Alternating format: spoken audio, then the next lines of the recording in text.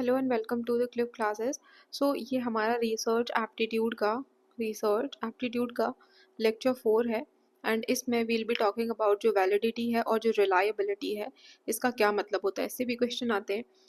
जो वैलिडिटी है रिसर्च में वो एक्यूरेसी को चेक करती है। एक्यूरेसी मतलब कि आपका जो टूल है, ठीक है, वो एक्यूरेटली टूल कैप्चर कर रहा है या नहीं। फॉर एग्जाम्पल, जैसे कि कोई टेस्ट आपने डिज़ाइन किया है मैथ की एफिशिएंसी को जानने के लिए, ठीक है।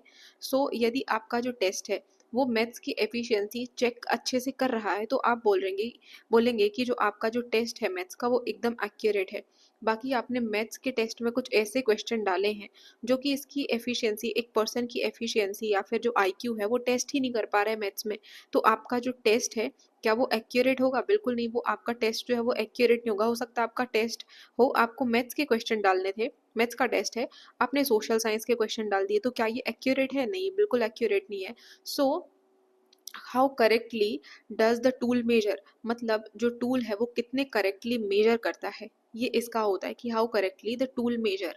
ठीक है, मेजर करने जो आप तो ये समझो कि आपकी एक्यूरेसी, या फिर यदि आपको बोल दे कि मेजरमेंट के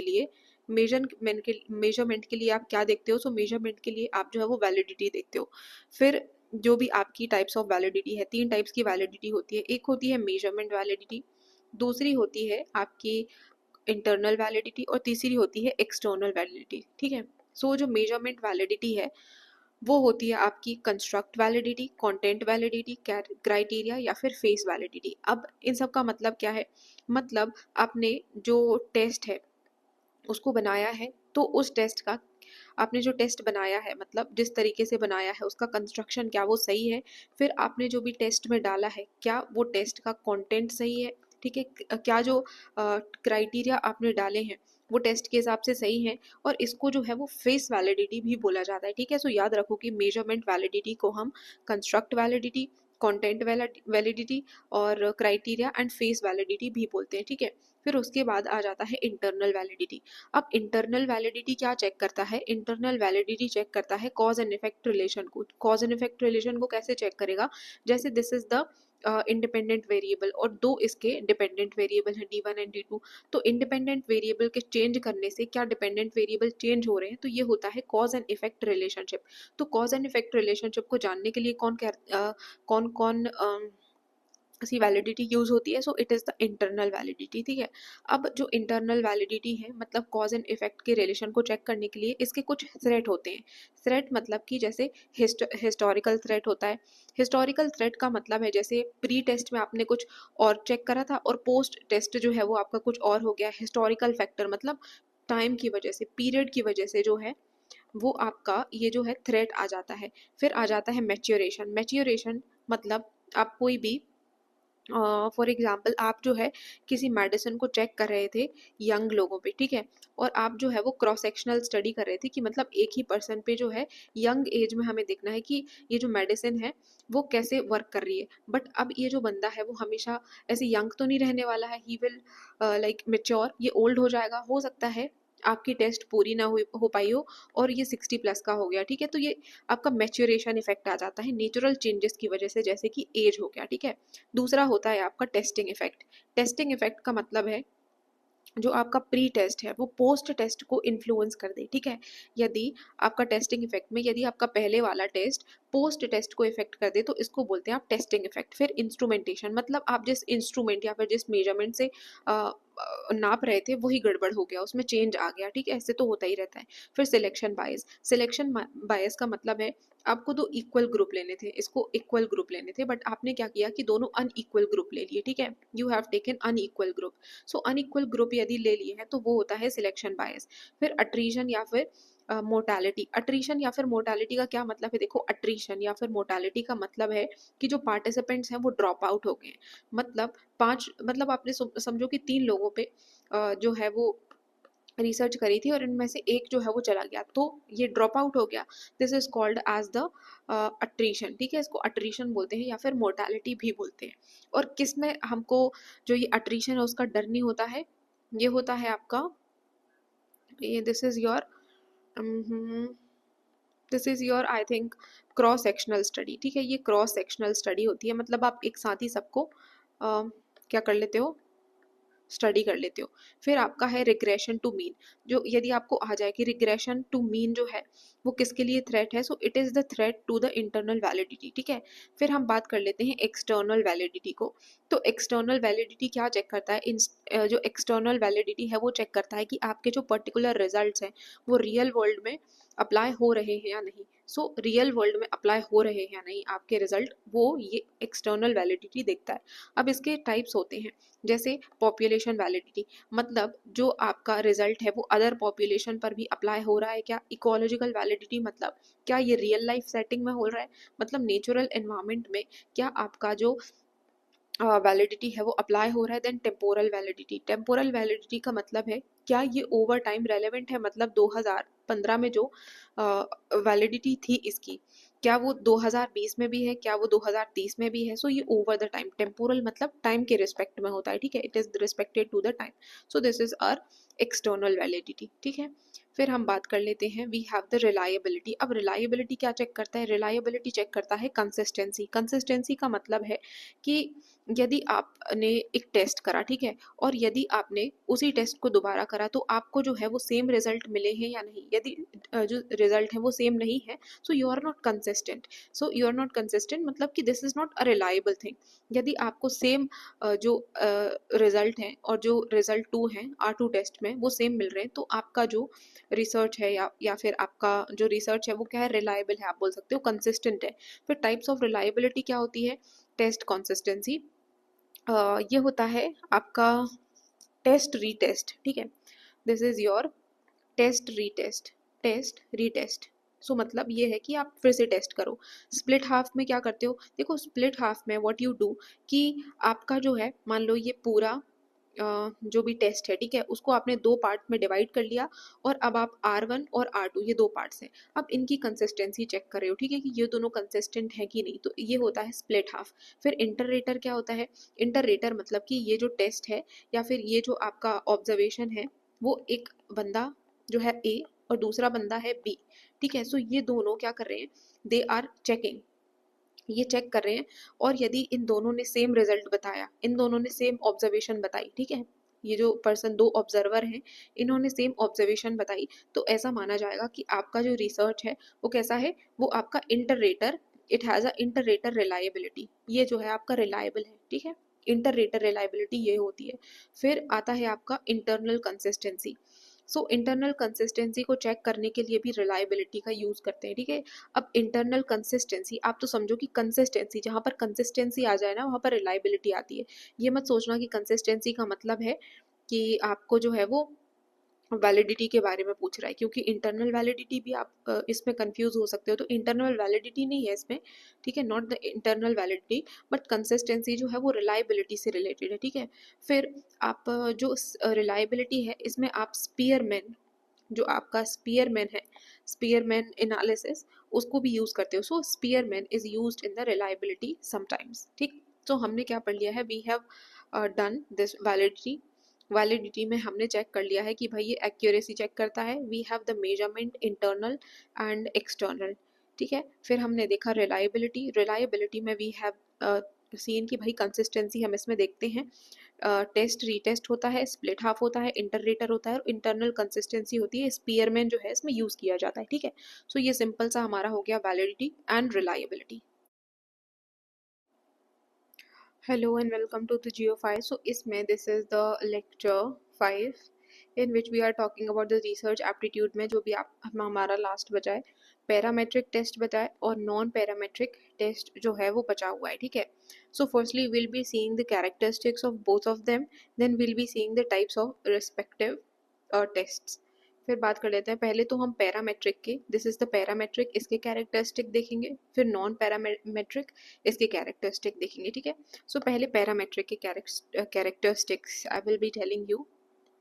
जो पैरामेट्रिक टेस्ट है, फर्स्टली कि जो पैरामेट्रिक है इसमें हम नॉर्मल जो डेटा है इसमें वी आर अज्यूमिंग कि जो डेटा है वो नॉर्मल डिस्ट्रीब्यूशन होता है, ठीक है। इसमें नॉर्मल डिस्ट्रीब्यूशन ऑफ डेटा हम लेते हैं, किसमें, दीज आर द पैरामेट्रिक। यहाँ पर लिख देती हूँ मैं, this is the parametric. Okay, parametric में हम देख रहे हैं इसके कैरेक्टरिस्टिक्स। सो इसमें नॉर्मल जो डेटा है उसका डिस्ट्रीब्यूशन हम देखते हैं कि भैया जो डेटा है वो नॉर्मली डिस्ट्रीब्यूट होना चाहिए। और जो हम रेशियो या फिर जो इसमें स्केल है वो यूज़ करते हैं दो। कौन सा स्केल करते हैं? पहला जो है वो हम कर रहे हैं इंटरवल स्केल, और दूसरा जो है वो हम कर रहे हैं रेशियो स्केल। ठीक है, ये दो स्केल हम इसमें यूज़ करते हैं। फिर ये हम जो पैरामेट्रिक टेस्ट है उसका यूज़ तब किया जाता है जब हमें लार्जर सैंपल की ज़रूरत होती है। जब आपको लार्ज सैंपल की ज़रूरत है तो आप जो है वो पैरामेट्रिक का यूज़ कर लीजिए। एंड देन इसकी सेंट्रल टेंडेंसी क्या होती है? इसकी सेंट्रल टेंडेंसी होती है मीन की। ठीक है, इसकी सेंट्रल टेंडेंसी क्या होती है? मीन। फिर हम बात कर लेते हैं नॉन पैरामेट्रिक की। ठीक है, this is the non parametric. अब नॉन पैरामेट्रिक का पहला कैरेक्टरिस्टिक क्या होता है कि इसमें कोई भी अजम्पशन नहीं होता है डेटा डिस्ट्रीब्यूशन के बारे में। It has a no assumption of data distribution. ठीक है, और इसमें जो हम स्केल का यूज़ करते हैं, the scale that we are using is the nominal या फिर जो है वो ऑर्डिनल। ठीक है, नॉमिनल या फिर ऑर्डिनल हम इसमें यूज़ कर लेते हैं। फिर जो सैम्पल साइज है, सैम्पल साइज इसमें स्मॉल होता है। ठीक है, it has a small sample size. और इसकी जो सेंट्रल टेंडेंसी होती है वो क्या होती है? मीडियन। इसकी सेंट्रल टेंडेंसी होती है मीडियन या फिर रैंक। ठीक है, ये होती है इसकी सेंट्रल टेंडेंसी। आप तो मीडियन याद रखो। तो हम इनका डिफरेंस देख लेते हैं। लेट्स सी द डिफरेंस, यहीं पर देख लेते हैं। ठीक है, डिफरेंस किस किस का? इनका पैरामेट्रिक का और नॉन पैरामेट्रिक का। So we are having the parametric और यहाँ पर आ गया आपका नॉन पैरामेट्रिक। ठीक है, अब डेटा डिस्ट्रीब्यूशन हमने देखा कि इसमें जो डेटा का डिस्ट्रीब्यूशन होता है वो होता है नॉर्मल। बाकी नॉन पैरामेट्रिक में ऐसा कोई डेटा डिस्ट्रीब्यूशन का क्राइटेरिया नहीं है। अब जो स्केल है इसमें यूज़ होता है आपका इंटरवल या फिर रेशियो स्केल। बाकी जो इसमें स्केल होता है वो होता है नॉमिनल या फिर ऑर्डिनल। ठीक है, और जो सैम्पल साइज है, सैम्पल साइज पैरामेट्रिक में होता है लार्ज। बाकी जो नॉन पैरामेट्रिक है इसमें होता है small sample size. Got it. जो सेंट्रल टेंडेंसी है पैरामेट्रिक में होती है मीन, और जो सेंट्रल टेंडेंसी है नॉन पैरामेट्रिक में होती है आपकी मीडियन से सेंट्रल टेंडेंसी होती है। ठीक है, सो ये हो गए आपके कैरेक्टरिस्टिक्स, ये आप समझ गए होंगे। So now will be heading towards the types. अब टाइप्स कितने होते हैं पैरामेट्रिक के? We have the types. Test होता है, ये टी टेस्ट होता है, पेयर टी टेस्ट होता है, ANOVA one way analysis of the variance जिसको एनोवा भी बोलते हैं। ठीक है, this is one way analysis of variance. Then Pearson correlation होता है, जेड टेस्ट होता है, एंड रिग्रेसिव जो है वो टेस्ट होता है। ठीक है, या फिर रिग्रेसिव एनालिसिस बोल लो, कुछ भी बोल लो। ओके, सो हम देखते हैं वन बाय वन। अब जो टेस्ट है टी टेस्ट देख लेते हैं पहले। ठीक है, टी टेस्ट क्यों यूज़ करते हैं हम? यदि आपको कंपेयर करना है, if you want to compare the marks, यदि आपको सिंपली मार्क्स कंपेयर करने हैं तो आप जो है वो टी टेस्ट का यूज़ कर लो। जैसे फॉर एग्जांपल आपको जो है वो सेक्शन ए के बच्चों के और सेक्शन बी के बच्चों के, ठीक है, सेक्शन ए और सेक्शन बी के बच्चों के जो मैथ्स के मार्क्स हैं वो कंपेयर करने हैं, तो आप जो है वो टी टेस्ट का यूज़ करोगे। फिर पेयर टी टेस्ट का कब यूज़ करते हैं? देखो, जो पेयर टी टेस्ट है वो बिफोर और आफ्टर कंपेयर के लिए, बिफोर और आफ्टर कंपेयर के लिए। अब बिफोर और आफ्टर का कंपेयर क्या होता है? देखो, बिफोर एंड आफ्टर, जैसे वेट, आपने वेट बिफोर एक्सरसाइज, ठीक है, और आपका जो वेट है आफ्टर एक्सरसाइज, कि आपका वजन जो है वो पहले एक्सरसाइज की कितना था और अब एक्सरसाइज करने के बाद क्या है। So this is the pair t test. अब एनोवा क्या होता है? जिसको ANOVA one way analysis of variance ANOVA जिसको बोलते हैं, ये हम क्यों यूज करते हैं? देखो, एनोवा का यूज बेसिकली आप करते हैं यदि आपको large sample size, if you want to check, यदि आपको लार्ज सैंपल साइज का क्वालिटी चेक करना है। ठीक है, if you want to check the quality of large sample size, तो आप यूज़ करते हैं, नो, जो एनालिसिस, ये तो जेड टेस्ट है एक्चुअली। एनोवा टेस्ट में आप मोर देन टू ग्रुप्स, ठीक है, मोर देन टू ग्रुप्स को if you want to compare, तो आप जो है वो एनोवा का यूज़ करते हैं। ठीक है, रिलेशनशिप में क्या देखते हैं आप? रिलेशनशिप में देखते हैं, मतलब जो पियर्सन कोरिलेशन है, इसके तो नाम में ही रिलेशन है, दिस इज द रिलेशन। तो हम किस चीज़ का रिलेशन देख रहे हैं इसमें? जो पियर्सन कोरिलेशन है उसमें हम जो भी आप स्टडी कर रहे हो, ठीक है, दो वेरिएबल का रिलेशन देखते हो। फॉर एग्जांपल आप हाइट वर्सेस वेट का रिलेशन देख रहे हो, ठीक है, तो ये हो गया आपका पियर्सन। फिर आ जाता है हमारे पास जेड टेस्ट। अब जेड टेस्ट होता है ये कि भाई जो आपको लार्ज सैंपल साइज है, लार्ज सैंपल साइज का यदि आपको क्वालिटी चेक करना है तो आप इसका यूज करते हो। इसका एग्जांपल हो जाता है जैसे sample of 200 volts is the tested to see the mean length has change. मान लो आपको बहुत सैंपल साइज 2000 सैंपल साइज है, बट आप 2000 तो चेक कर नहीं सकते, तो आप क्या करोगे 200 200 कोई भी समझो आप क्या बना रहे हो, स्टिक बना रहे हो, ठीक है, 200 स्टिक आपने चेक कर ली कि भाई 200 स्टिक के बाद लेंथ कहीं चेंज तो नहीं होगी, तो ये होता है लार्ज सैंपल साइज। फिर रिग्रेसिव क्या होता है, देखो रिग्रेसिव का ये आप यूज करते हो for the predicting house prices, ठीक है। अब जैसे आप लोकेशन के हिसाब से, ठीक है, लोकेशन के हिसाब से या फिर नंबर ऑफ रूम्स के हिसाब से, मतलब किसी भी क्राइटेरिया के हिसाब से हाउस का प्राइस प्रेडिक्ट कर रहे हो, तो वो होता है रिग्रेसिव। एक बार फिर से देख लेते हैं। जो टी टेस्ट है उसमें आप मार्क्स कंपेयर कर रहे हो, ठीक है, इसमें सेक्शन ए और सेक्शन बी के जो है you are comparing the marks. मतलब क्या है कि you are comparing the two groups, ठीक है। यहाँ पर आप जो है टी टेस्ट में दो ग्रुप का कंपैरिजन कर रहे हो, you are comparing the two groups, ठीक है। अब यदि दो से ज्यादा ग्रुप यदि आप कंपेयर करना चाहते हो तो फिर आप एनोवा का यूज करोगे, ठीक है, more than two groups. Pair t test क्या होता है, बिफोर एंड आफ्टर एनालिसिस आप इसमें करते हो। पियर्सन में आप रिलेशन बताते हो, ठीक है, आपका स्टडी जो भी आपकी रिलेशन एस्टेब्लिश करनी है वो, जैसे हाइट और वेट का। फिर जेड टी टेस्ट क्या है, जो लार्ज सैंपल साइज है उसको चेक करने के लिए। रिग्रेसिव जो है यदि if you want to predict something, ठीक है, on the basis of certain criteria, जैसे कि हाउस का प्राइस प्रिडिक्ट कर रहे हो, ठीक। फिर हम बात कर लेते हैं मैन विटनी को हम क्या बोलते हैं, Mann Whitney is also called as the U test. अब ये जो यू टेस्ट है वो कैसा होता है, यू टेस्ट भी एकदम टी टेस्ट के जैसा होता है, ठीक है।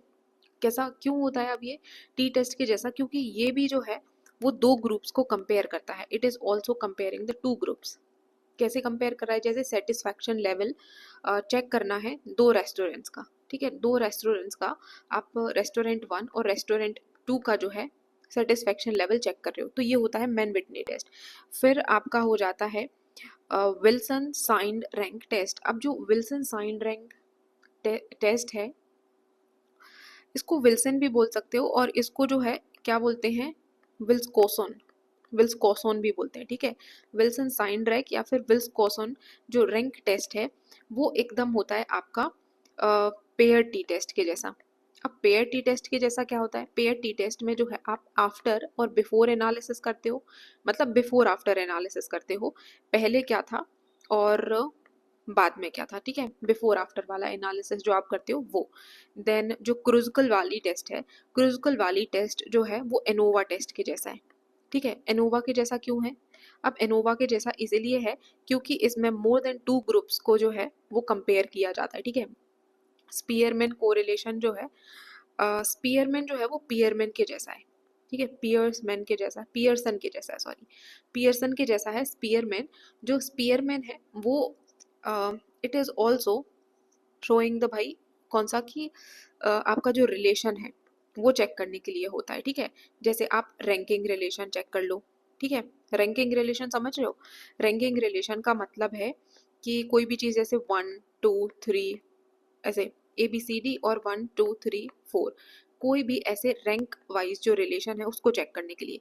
फिर टी स्क्वायर क्या होता है, अब टी स्क्वायर जो है वो चेक करते हैं हम, जैसे आप कस्टमर का प्रेफरेंस चेक कर रहे हो, ठीक है, you are checking the customer का प्रेफरेंस। जैसे कि मैन और जो वेमेन है उनका मोबाइल में डिफरेंस प्रेफरेंस क्यों है, तो आप जो है प्रेफरेंसेस दो लोगों के अलग अलग क्यों है उसके लिए टी स्क्वायर करते हो, ठीक है। फिर फ्रेडमैन टेस्ट क्यों करते हो, जो फ्रेडमैन टेस्ट है, फ्रेडमैन का टेस्ट जो है हम रिपीटेड रैंकिंग के लिए करते हैं, ठीक है।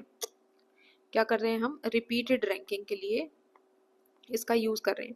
अब फॉर एग्जाम्पल आपको स्वीटनेस, आपको ABC की स्वीटनेस जो है वो चेक करनी हो, तो आप क्या करोगे, रिपीटेड चेक करोगे इनको कि इनकी जो स्वीटनेस है वो हर बार सेम आ रही है कि नहीं आ रही है, ठीक है। इसके लिए आप जो है इनको रैंक करने के लिए चेक कर रहे हो। सो दिस इज द फ्रेडमैन।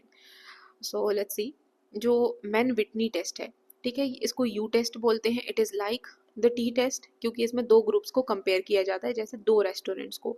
फिर विल्सकोसन या फिर विल्सन टेस्ट, ये बिफोर एंड आफ्टर के लिए होता है, पेयर टी टेस्ट के जैसा होता है। क्रुस्कुल में, क्रुस्कुल इनोवा के जैसा होता है, मोर देन 2 ग्रुप्स इसमें चेक किए जाते हैं। स्पीयरमैन जो है वो पियर्सन के जैसा है, रैंकिंग कोरिलेशन इसमें देखा जाता है, ठीक है।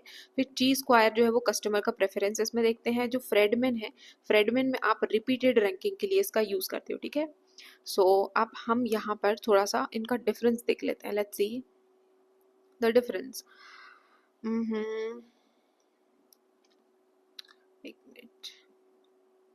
हाँ, यहाँ पर जो है हम यहाँ पर इनका डिफरेंस देख लेते हैं, मतलब हम इनको कंपेयर करके देख लेते हैं, क्योंकि बहुत सारे जो है वो सेम है, ठीक है। हमारा ये है पैरामेट्रिक, ये है हमारे पास नॉन पैरामेट्रिक, ठीक। अब विल बी सीइंग कि कौन कौन से सेम है।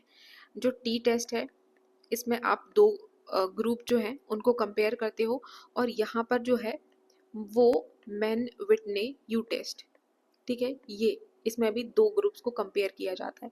फिर ये हो गया आपका यहाँ पर पेयर टी टेस्ट, एंड यहाँ पर है आपका विल्सकोसन, ठीक है। विल्सकोसन में भी आप बिफोर आफ्टर देखते हो। फिर यहाँ पर आ जाएगा आपका एनोवा, मतलब one way analysis variance, and यहाँ पर आ जाएगा आपका क्रुस्कल, ठीक है। क्रुस्कल में भी आप मोर देन 2 ग्रुप देखते हो, यहाँ पर मोर देन 2 ग्रुप देखे जाते हैं, ठीक है। More than 2 group, more than 2 group. And जो पियर्सन है, Pearson is same as the Spearman, ठीक है। It is same as the Spearman analysis. इसमें जो रैंकिंग है उसका रिलेशन देखा जाता है, ठीक है, रैंकिंग रिलेशन। फिर आ जाता है आपका देखो, अब हमारे पास बचा है यहाँ पर, ये तो हो गए भाई कि सेम सेम है, ठीक है। अब थोड़े से डिफरेंट कौन से है, जैसे यहाँ पर है जेड टेस्ट। अब जो जेड टेस्ट है वो लार्ज सैंपल साइज के लिए देखते हैं हम। फिर आ जाता है वी हैव द रिग्रेसिव, ठीक है, रिग्रेसिव। अब रिग्रेसिव जो है उसमें आप हाउसेस के प्राइसेस को प्रिडिक्ट कर रहे हो, ठीक है। फिर यहाँ पर है आपका ची स्क्वायर। जो ची स्क्वायर है उसका यूज कर रहे हो आप कस्टमर का प्रेफरेंस देखने के लिए। और जो फ्रेडमैन है, फ्रेडमैन का क्यों यूज हो रहा है, जो फ्रेडमैन है, फ्रेडमैन का यूज होता है रिपीटेड रैंकिंग के लिए, ठीक है। So this is the relation. ये पैरामेट्रिक हो गया, ये नॉन पैरामेट्रिक हो गया, तो आप ये समझ गए होंगे। थैंक यू सो मच, ठीक है। ये हमारा हो गया है पैरामेट्रिक और नॉन पैरामेट्रिक, ठीक। सो इसी के साथ ही ये हमारा रिसर्च एप्टीट्यूड का मेजर बचा है। अब थोड़ा सा और बचा है कुछ एथिक्स वगैरह, तो वो मैं अभी देखो। अब इसमें हम हमारा ये जो लास्ट टॉपिक है वो है रिसर्च एथिक्स का। एथिक्स का पार्ट है जिसमें हम प्लेजियरिज्म पढ़ेंगे, लेवल 0। लेवल लेवल 0 के बाद आता है दिस इज योर, एक्चुअली यहाँ थोड़ा सा टाइपिंग एरर हो गया है, हम सुधार लेते हैं। लेवल 0, फिर ये हो जाएगा आपका लेवल 1, ठीक है। This is your level 2 and this is your level 3, ठीक है। ये हो गया, this is level 0, level 1, level 2 and level 3, ठीक। तो जो लेवल 0 होता है, क्योंकि इसमें लेवल 4 नहीं होता, याद रखना, it does not has the level 4, level 0 से शुरू होता है, ठीक है। सो जो लेवल 0 है, लेवल 0 में क्या हो रहा है कि लेवल 0 में प्लेजरिज्म होता है, मतलब आप अप टू 10% तक क्या कर सकते हो, कॉपी वगैरह कर सकते हो। यदि लेवल 2 तक है, मतलब ये है कि यहाँ पर आपको कोई भी पेनल्टी नहीं मिलेगी, अप टू 10% तो अलाउ है, ठीक है। फिर लेवल 1 जो है, लेवल 1 में आप यदि 10 से लेके 40% तक प्लेजरिज्म करते हो, तो दो चीज़ें होती हैं कि भाई थीसिस और डेजर्टेशन, मतलब आपको जो भी आपका स्क्रिप्ट है, what ever the script you have, तो आपका जो स्क्रिप्ट है आपसे बोला जाएगा कि 6 महीने के अंदर, ठीक है, विद इन 6 मंथ्स, या फिर 6 महीने से ज़्यादा नहीं होना चाहिए, और आपको जो है आपका रिवाइज्ड स्क्रिप्ट जो है वो सबमिट करना है, ठीक है, थीसिस के केस में। बाकी एकेडमिक और रिसर्च पब्लिकेशन के केस में क्या हो जाएगा कि withdrawal of the menu script by the candidate. आपका जो मेन्यू स्क्रिप्ट है उसको आपको विड्रॉ कर लेना है, ठीक है। Withdrawal of the menu script by the candidate, जो भी कैंडिडेट है वो अपना मेन्यू स्क्रिप्ट को विड्रॉ कर लेगा। ये होता है लेवल 1 में, ठीक है। क्या होता है, थीसिस और डेजर्टेशन के केस में आपका जो स्क्रिप्ट है नॉट मतलब विद इन 6 मंथ्स आपको रिवाइज्ड स्क्रिप्ट सबमिट करना है। एकेडमिक और रिसर्च पब्लिकेशन के केस में जो आपका मेन्यू स्क्रिप्ट है वो विड्रॉ कर लिया जाएगा, ठीक है, कैंडिडेट के द्वारा। फिर लेवल 2 देख लेते हैं। लेवल 2 में जो है प्लेजरिज्म होता है 40 से लेके 60% तक का, ठीक है। सो यदि आपने ऐसा प्लेजरिज्म किया है तो थीसिस और डिसर्टेशन के केस में क्या होगा, देखो इसमें आपको जो सज़ा मिलने वाली है वो होगा कि 1 साल के लिए, 1 ईयर के लिए आप कोई भी आपका जो रिवाइज्ड स्क्रिप्ट है उसको तो नहीं आप सबमिट कर पाओगे, ठीक है। So you can not submit the revised script. फिर एकेडमिक एंड रिसर्च पब्लिकेशन के केस में क्या होगा कि आपको 1 साल का जो 1 एनुअल इंक्रीमेंट होता है ना, 1 एनुअल, जो आपका 1 एनुअल इंक्रीमेंट होता है, 1 साल का एनुअल इंक्रीमेंट, वो नहीं दिया जाएगा। और दूसरी चीज़ क्या नहीं दी जाएगी आपको, 1 साल के लिए, मतलब 1 साल नहीं, 2 ईयर्स के लिए, 2 ईयर्स के लिए आपको कोई भी नया मास्टर नहीं मिलेगा। नया मास्टर नहीं मिलेगा किसके लिए, एमफिल के लिए नहीं मिलेगा और पीएचडी के लिए नहीं मिलेगा, ठीक है, याद रखो। फिर आ जाते हैं, यदि अप टू 60% या फिर मोर, 60% या फिर उससे ज़्यादा प्लेजरिज्म कर रहे हो, तो थीसिस और डिसर्टेशन के केस में क्या होगा कि जो आपका रजिस्ट्रेशन है, ठीक है, योर रजिस्ट्रेशन, जो आपका प्रोग्राम का रजिस्ट्रेशन है वो कर दिया जाएगा कैंसिल, ठीक है। आपका जो प्रोग्राम रजिस्ट्रेशन वो तो कैंसिल होगा ही होगा। और दूसरी तरफ एकेडमिक और रिसर्च पब्लिकेशन के केस में ये होगा कि आपको 2 ईयर का जो एनुअल इंक्रीमेंट मिल रहा था वो नहीं मिलेगा। और 3 सालों के लिए, 3 सालों के लिए आपको कोई भी न्यू सुपरवाइजर नहीं मिलेगा, ठीक है। किसके लिए, वही एमफिल के लिए और पीएचडी के लिए, ठीक है। सो देख लेते हैं। हमने देखा कि यदि आप 40 से 60% तक का प्लेजरिज्म करते हो, ठीक है, तो थीसिस और डेजर्टेशन के केस में 1 साल तक आप आपका स्क्रिप्ट जो रिवाइज्ड है उसको नहीं सबमिट कर पाओगे। एकेडमिक और रिसर्च के केस में 1 साल का इंक्रीमेंट आपको नहीं मिलने वाला है। 2 साल तक आपको कोई भी न्यू जो आपका सुपरवाइजर है उसको वो नहीं मिलेगा एमफिल के लिए और पीएचडी के लिए। फिर आप 60% से ज़्यादा यदि प्लेजरिज्म करते हो तो आपका जो रजिस्ट्रेशन है वो प्रोग्राम के लिए कैंसिल कर दिया जाएगा। और दूसरा जो है वो ये कि 2 साल का एनुअल इंक्रीमेंट नहीं दिया जाएगा। 3 साल के लिए आपको कोई न्यू सुपरवाइजर नहीं मिलेगा पीएचडी और एमफिल के लिए, ठीक है। सो ये हो गया हमारे पास प्लेजरिज्म। लेवल 0 देख लिया, लेवल 1 देख लिया, लेवल 2 देख लिया एंड लेवल 3 देख लिया, ठीक है। सो यस, विद दिस हमारा ये जो रिसर्च वाला पार्ट है वो हो चुका है एंड। So thank